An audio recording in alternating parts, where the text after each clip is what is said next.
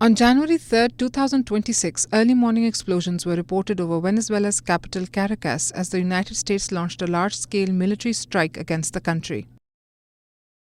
Reuters confirmed that U.S. jet and military activity knocked out power in parts of the capital and struck military installations as part of a surprise operation. The U.S. said elite forces captured Venezuelan President Nicolás Maduro and his wife Cilia Flores in a raid and flew them out of the country to face criminal charges in the United States.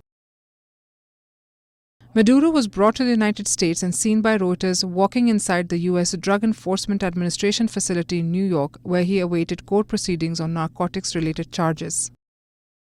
U.S. President Donald Trump said the operation was successful and that the United States would help manage Venezuela's transition, including involvement of U.S. oil companies in restoring the nation's broken oil sector.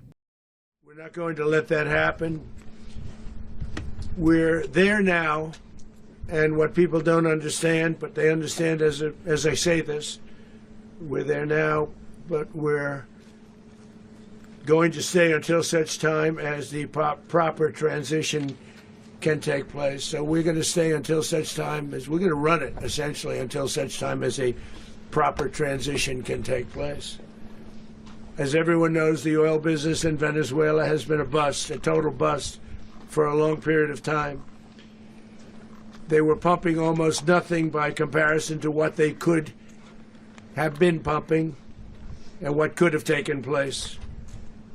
We're going to have our very large United States oil companies, the biggest anywhere in the world, go in, spend billions of dollars, fix the badly broken infrastructure, the oil infrastructure, and start making money for the country.